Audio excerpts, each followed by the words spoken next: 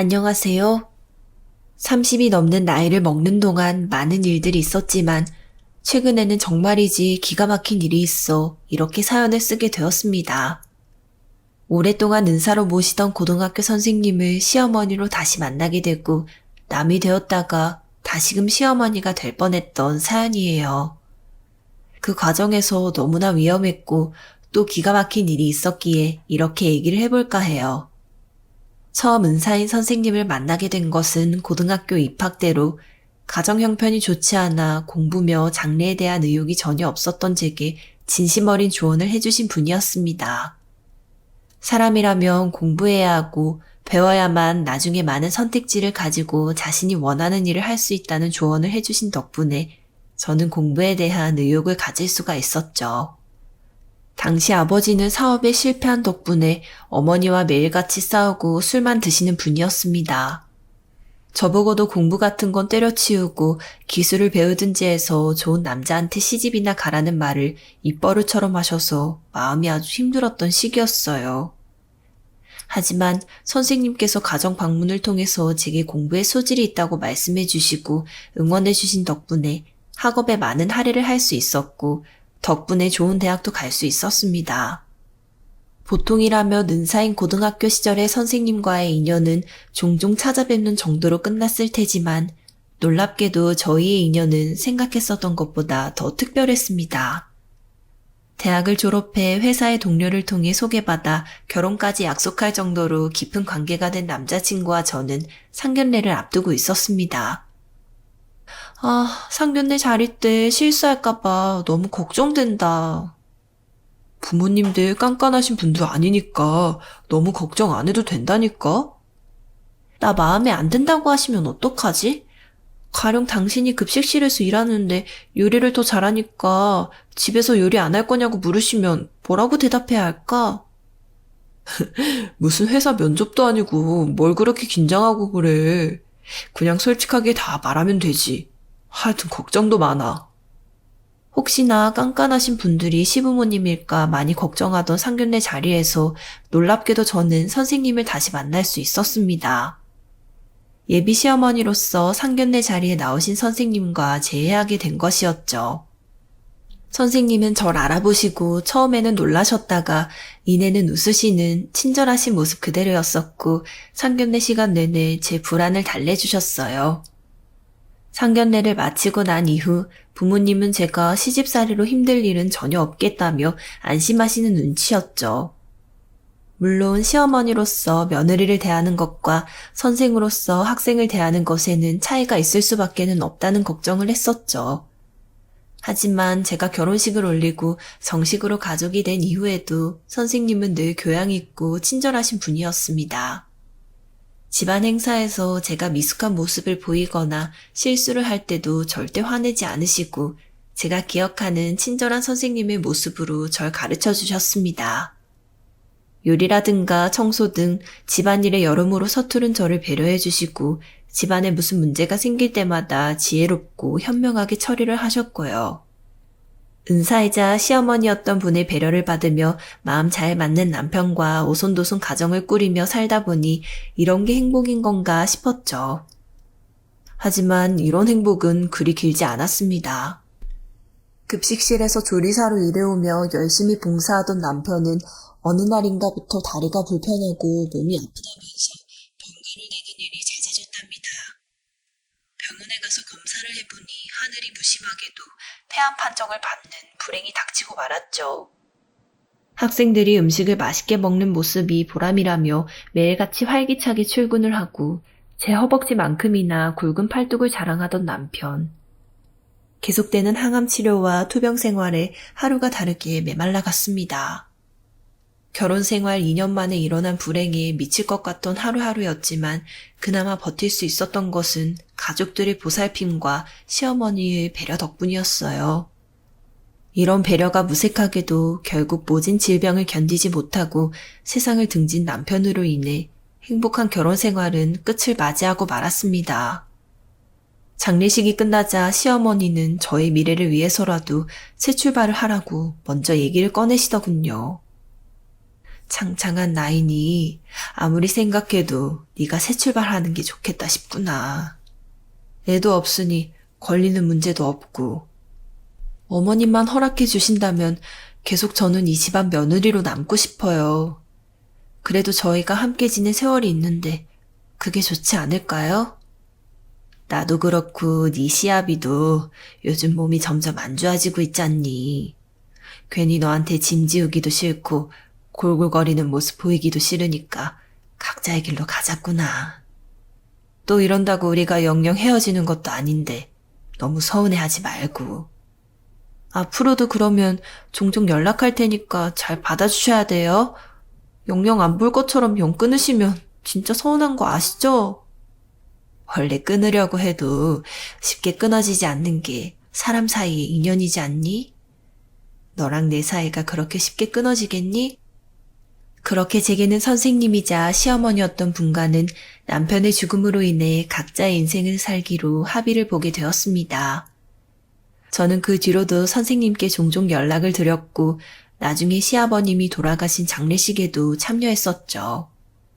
남편을 잃은 슬픔 역시도 시간이 흐르다 보니 점점 희미해지더군요.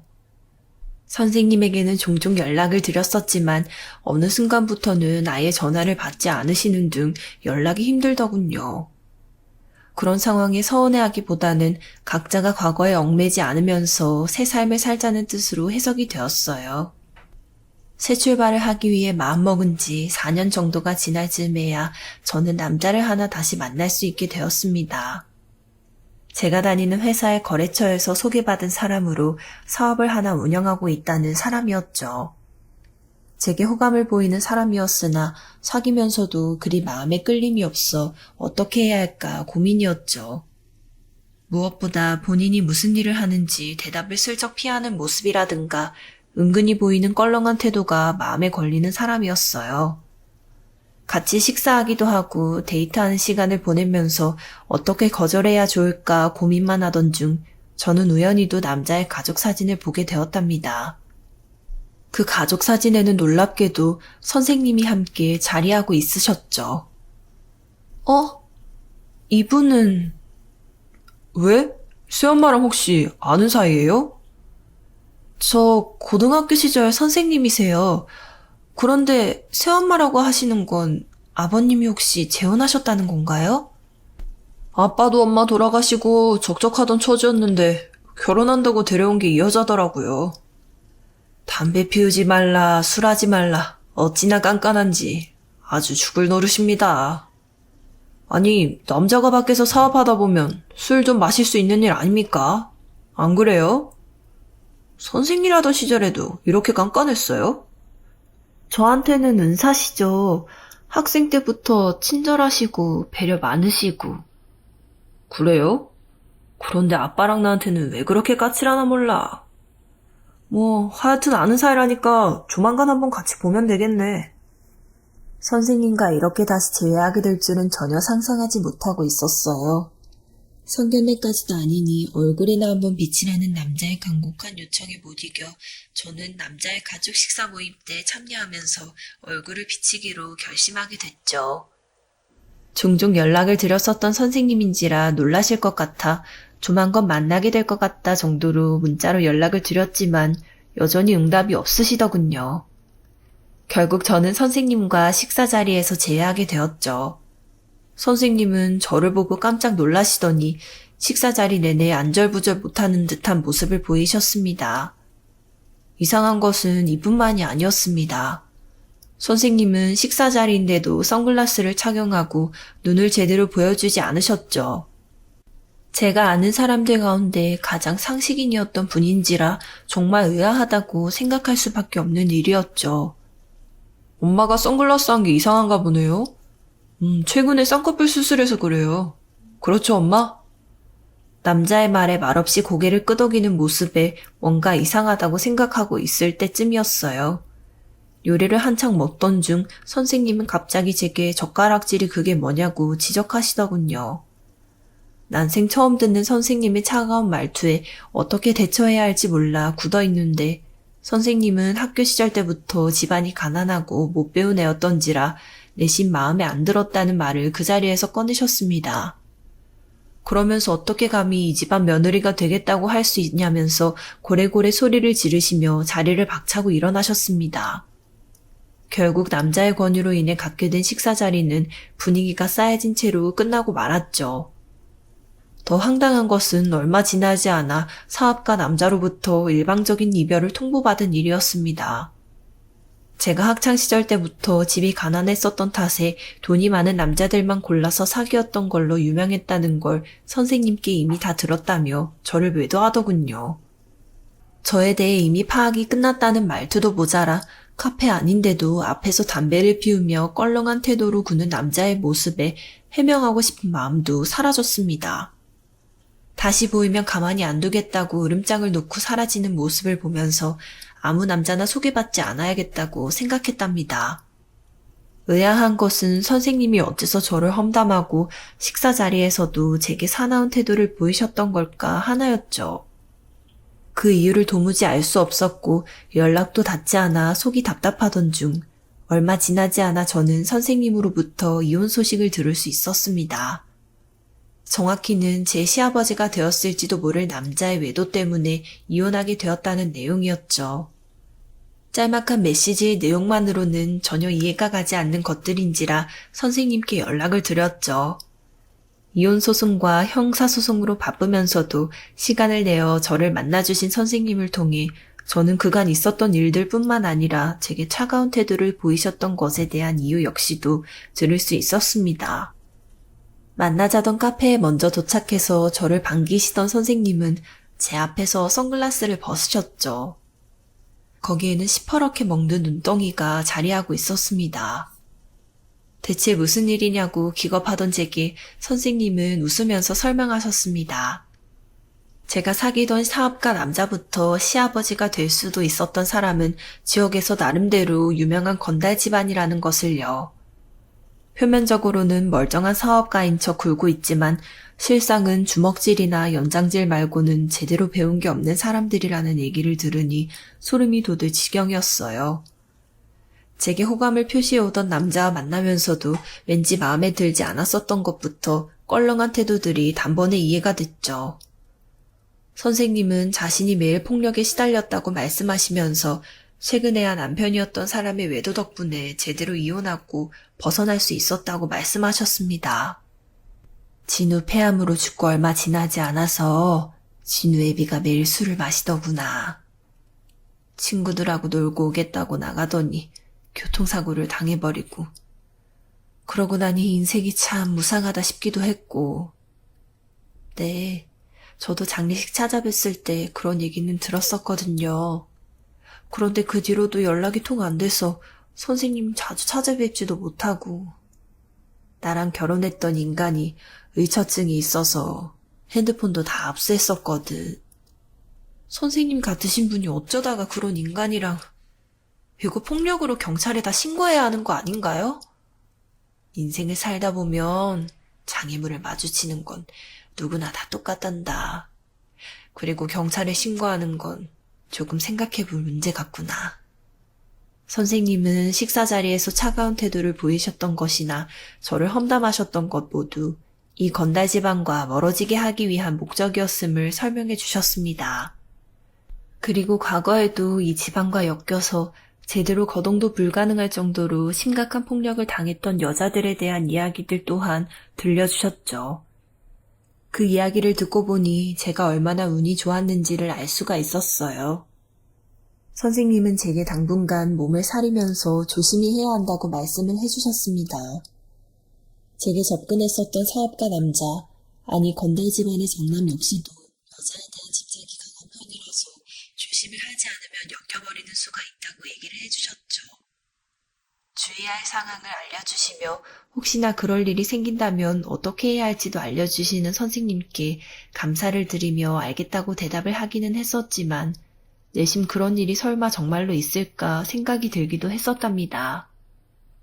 하지만 놀랍게도 선생님의 주의가 있은 후 얼마 지나지 않아 건달 남자로부터 저는 다시 연락을 받을 수 있었습니다. 회사까지 찾아와서 식사 한 번만 같이 하자면서 사정사정을 하기에 어쩔 수 없이 응할 수밖에 없었죠. 건달 남자는 식사 자리에서 제 과거는 잊어줄 테니 진지하게 한번 교제를 해보자고 말을 했습니다.